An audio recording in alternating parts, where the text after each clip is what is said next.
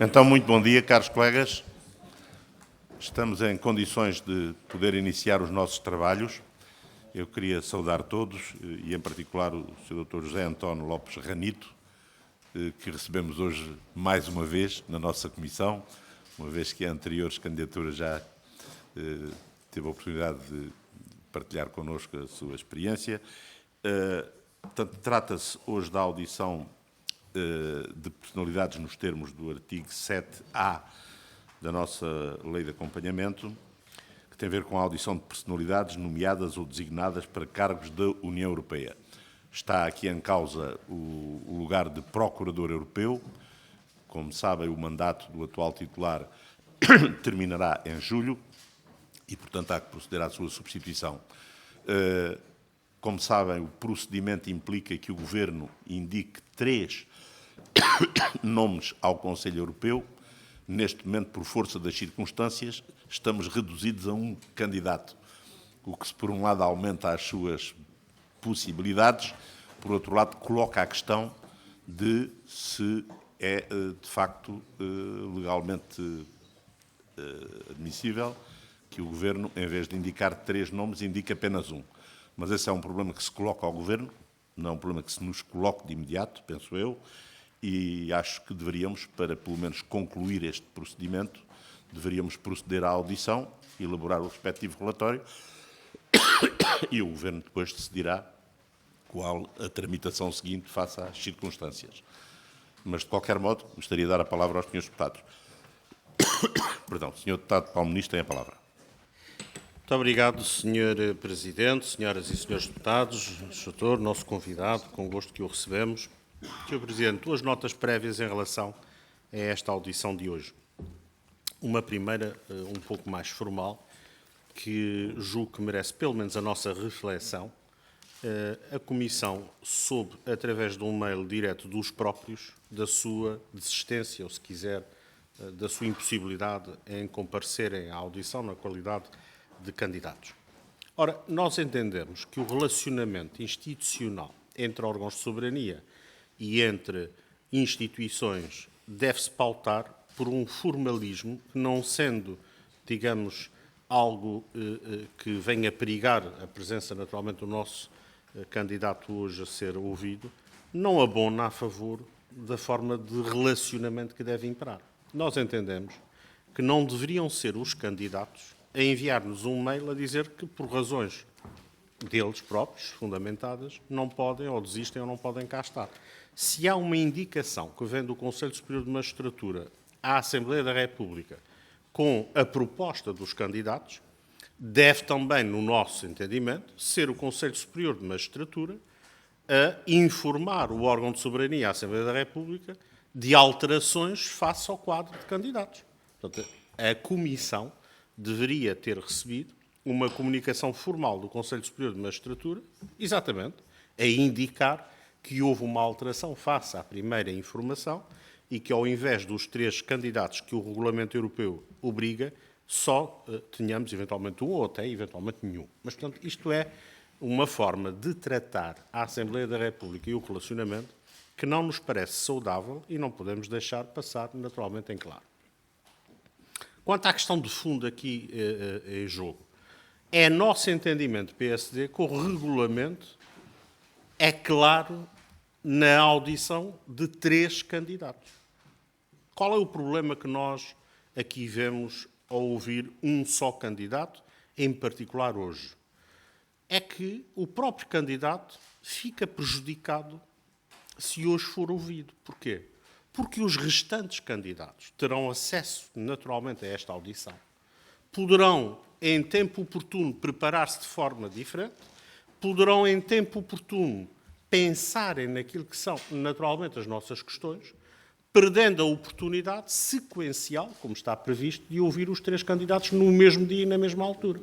Isto é, há aqui um candidato que vai prestar provas, vai fazer o exame, e os outros candidatos, ao invés de fazer o exame ao mesmo tempo, vão ler as respostas deste candidato, vão ter todo o tempo do mundo e poderão, naturalmente a seguir, até corrigir coisas que o nosso candidato, esperamos que não, e temos essa expectativa, mas O nosso não.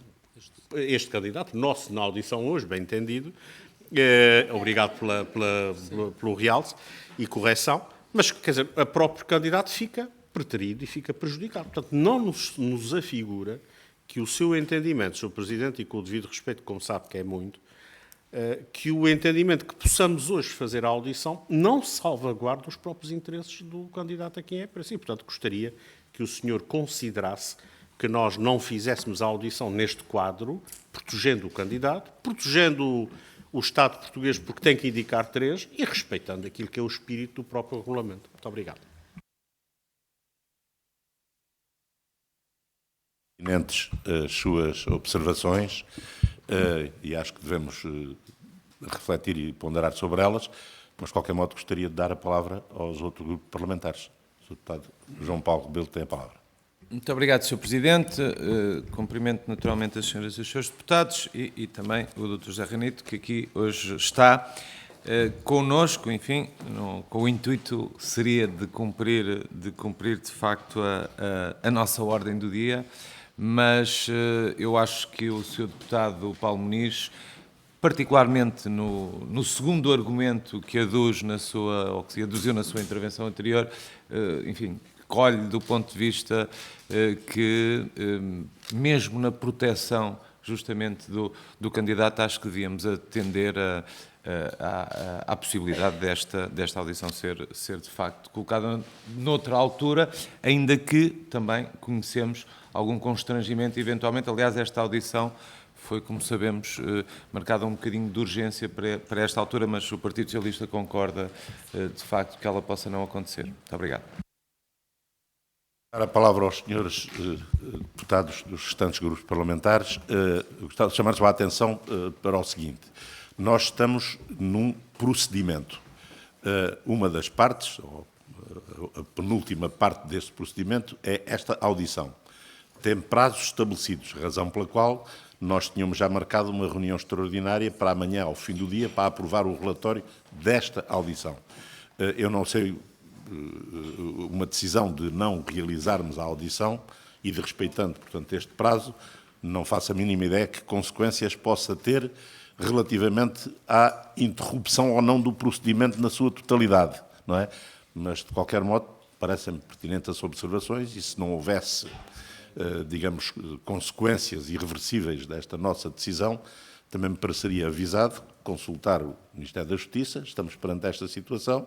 É a vossa intenção continuar com o procedimento ou recomeçar com um novo concurso, uma vez que, para que hajam 3 candidatos na fase final, isso não é possível sem a abertura do novo concurso e a anulação deste, não é? Mas isso é uma decisão que nos ultrapassa. Agora, uma coisa é certa, se adiarmos esta audição, incumprimos com o prazo que nos foi estabelecido para apresentarmos o respectivo relatório. Mas, de qualquer modo, dou a palavra aos restantes grupos parlamentares que ainda não se tinham pronunciado. Deputado Bruno Nunes, tem a palavra, por favor, do Grupo Parlamentar do Chega. Sr. Presidente, bom dia. Cumprimentar o candidato aqui presente, cumprimentar todos os senhores e senhores deputados. A primeira nota que tiramos desta audição é uma tremenda irresponsabilidade e falta de sentido de Estado por parte do Governo. Enorme.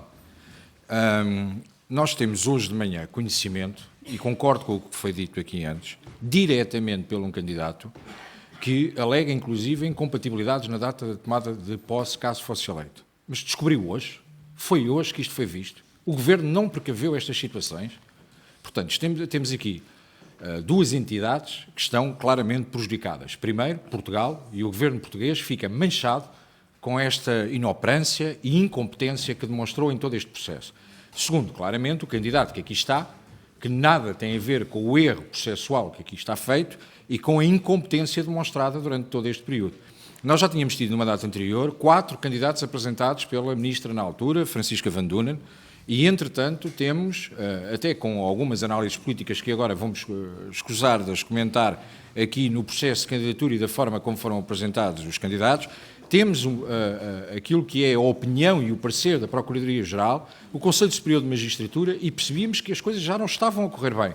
Hoje, no dia que temos que cumprir as audições, temos alguém que se apresenta como candidato, que é a única pessoa que até hoje cumpriu tudo aquilo que estava estabelecido, e temos existências até então, a última dada hoje, que coloca todo este processo, que caso exista alguma situação irreversível, que fique bem claro que para o Partido Chega, e creio que não só, mas que para o Partido Chega, qualquer situação que manche ainda mais o nome de Portugal e que seja irreversível, é única e exclusivamente da responsabilidade do Governo e da falta de sentido de Estado que teve. Concordamos perfeitamente com aquilo que foi dito também anteriormente, que a candidatura e a audição a ser feita neste caso prejudica claramente o candidato que aqui está, porque dará tempo de preparação a todos os outros de uma forma que não é igual e por isso não trataremos com o princípio de igualdade nem de equidade aquilo que deve ser tratado de uma forma clara quando estamos a falar de um cargo como é o caso em apreço. Por isso concordamos perfeitamente que, independentemente das consequências que tenha, essas consequências devem ser botadas ao Governo, porque a responsabilidade que aqui está não é de nenhum dos partidos com assento parlamentar, é do próprio Governo e achamos que todo o processo chegou a este ponto de forma lamentável. E concordamos neste sentido, que a audição seja adiada. Muito obrigado. Presidente desta Comissão, não sou o porta-voz do Governo, mas o Governo fez aquilo que devia, apresentou 3 candidatos ao Parlamento para que o Parlamento os inquirisse. Por vontade própria de 2 deles, que decidiram cancelar a sua candidatura. Um deles, devo confessar também com estranheza, hoje mesmo de manhã, mas de qualquer modo, digamos, o impedimento, seja por uma razão de desistência, por doença ou por outra razão qualquer, é algo que é imprevisível para quem quer que desencadeou este procedimento. Mas, portanto, não é isso que faz favor, Sr. Deputado. Sr. Presidente, apenas para ficar nota, obviamente não está como porta-voz do Governo, mas consideramos que o Governo de facto indicou, no entanto percebemos hoje de manhã que um dos nomes indicados tem inclusive uma incompatibilidade no princípio se fosse tomar posse e se tivesse sido eleito. Por isso, obviamente, há a responsabilidade do Governo. Não, peço desculpa, mas também não é verdade, não é? Porque se porventura esse candidato não tivesse apresentado a sua desistência e tivesse sido ele o escolhido, ele teria a opção de renunciar a um dos 2 cargos. Portanto, poderia renunciar à função que atualmente desempenha para ocupar este lugar. Portanto, não creio que estivesse perante uma incompatibilidade. Mas, de qualquer modo, portanto, darei a palavra ainda ao nosso vice-presidente, Bernardo Blanco, da Iniciativa Liberal. Tem a palavra. Bom dia. Obrigado, Sr. Presidente. Cumprimento todos. Em primeiro lugar, o Sr. Presidente há pouco disse que se adiássemos a audição podíamos estar aqui a incumprir. A mim parece-me exatamente o contrário. Parece que se realizarmos a audição é que estamos a incumprir a lei. A lei nacional até fala em 6 candidatos, 3 de cada concelho, mas assumindo a nossa boa lei do acompanhamento e também a legislação europeia, damos até de barato que sejam os 3 candidatos o mínimo e seguindo também o parecer do Conselho Consultivo da PGR, que também diz que o ideal é 6, mas que o mínimo serão 3. A mim parece-me que na prática tem mesmo de ser 3, por isso, caso contrário, temos, não estou a dizer que é o caso, nem quero aqui estar a ofender ou faltar ao respeito aqui a quem se está a candidatar, claro, mas na prática, se nós tivéssemos sempre um processo em que o Governo indica 3 e depois 2 deles desistem e depois só há um único candidato, não há escolha. Não é? E por isso estaríamos a cumprir o processo formal, mas claramente na prática o espírito da lei não está a ser cumprido. E por isso nós também concordamos com esta decisão de adiar, seja por novos concursos ou seja por convites, isso não é decisão nossa, nós temos de cumprir a lei e temos de fazer a audição no mínimo a 3 candidatos.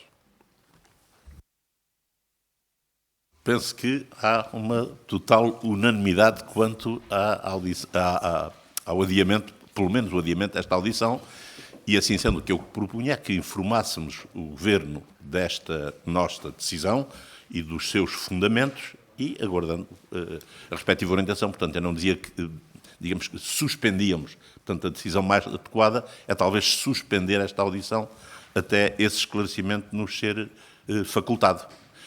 Já agora, quanto às observações que foram feitas quanto à comunicação, devo dizer-lhes que a comunicação foi feita diretamente para a Comissão. Neste último caso recebemos também informação da Sra. Ministra dos Assuntos Parlamentares, mas penso que o facto de os 2 candidatos desistentes nos terem dirigidos diretamente é porque fomos nós que diretamente os convocámos. Não é? Mas, de qualquer modo, também estou de acordo que o procedimento formal também deveria ser respondido. Mas, como vos digo, portanto, ele foi cumprido relativamente ao último caso e não foi efetivamente quanto ao anterior. Caros colegas, não sei se alguém... Como diz, sim, a reunião da manhã, obviamente que fica sem feito, não é? Perante esta nossa decisão. Talvez seja bom formalmente pôr à votação, não é? Portanto, o Sr. Deputado quer ainda pronunciar-se. Sim, Sr. Presidente, eu peço desculpa, mas também há aqui enfim, depois de ouvidas também todas as intervenções, achei que, enfim, tínhamos todos consciência, não é que, enfim, um papel, o Sr. Presidente dizia, não representa aqui o Governo, evidentemente que eu também não represento aqui o Governo, mas, enfim, represento um partido que suporta este Governo.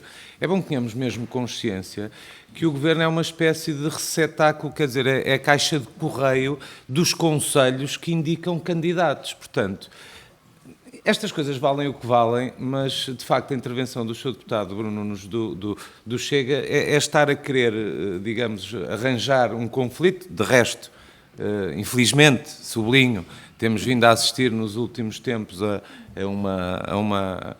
uma atitude um bocadinho nesta linha e, portanto, para que todos saiamos daqui esclarecidos, não é? Portanto, há um conjunto de conselhos para a magistratura que tem que apresentar candidatos. Portanto, vim para aqui dizer que há uma irresponsabilidade do Governo, que há uma inconsciência do Governo, quer dizer, todas estas afirmações foram feitas, peço desculpa, mas serão um bocadinho descabidas.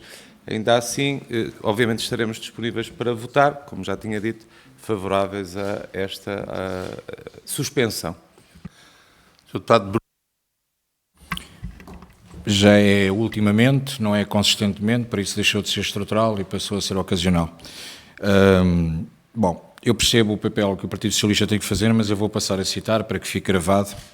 Deste modo, tendo em conta que o cargo de Procurador Europeu terá início de funções em julho no corrente, o signatário, caso fosse eleito, estaria impedido de iniciar as suas funções em virtude de ter de continuar a fazer parte do julgamento de cima mencionado. Ou seja, todos conhecemos o processo e a forma de apresentação da candidatura. Estas declarações que eu acabei de ler são de Ivo Rosa no e-mail remetido hoje. Os senhores podem dar a volta que quiserem. Os nomes que foram apresentados a público já no mandato anterior foram apresentados pelo Ministro Van Dunen. O PS pode tentar dar a cambalhota que quiser, foi irresponsabilidade do Governo e é uma forma de não ter sentido de Estado. Portanto, podem colher os ombros e pode dizer que é um posicionamento do que entender, é a sua posição. O que é certo é que à data de hoje temos aqui um candidato, os outros dois não estão e os senhores sabem a irresponsabilidade e sabem que as notícias que vieram ao público, aliás, o Conselho Consultivo da Procuradoria-Geral é claro ao considerar, não fui eu, por isso pode dizer agora que foi a Procuradoria-Geral que tem criado algumas desavenças, ao considerar que a política se imiscuir na forma de nomeação ou de apresentação dos candidatos é uma promiscuidade entre a justiça e a política. Por isso, vá dizer ao Procurador-Geral da República que não é esse o posicionamento. intervenção e pelo que passarei, portanto, à votação. Repito, decisão de adiar esta audição, pelos motivos que foram aqui expostos, suspender esta audição, comunicar ao Ministério e aguardar ao Governo e aguardar a respectiva indicação. Então, quem vota contra faz favor de se manifestar, quem se abstém, a decisão foi aprovada por unanimidade e, assim sendo, resta-me, por um lado, pedir desculpa ao Dr. José António Lopes Ranito por este incidente, a que todos somos completamente alheios, e, enfim, e esperar que a normalidade possa ser rapidamente reposta e que Portugal tenha o seu procurador designado tão rapidamente quanto possível. Está assim encerrada esta nossa sessão, caros colegas.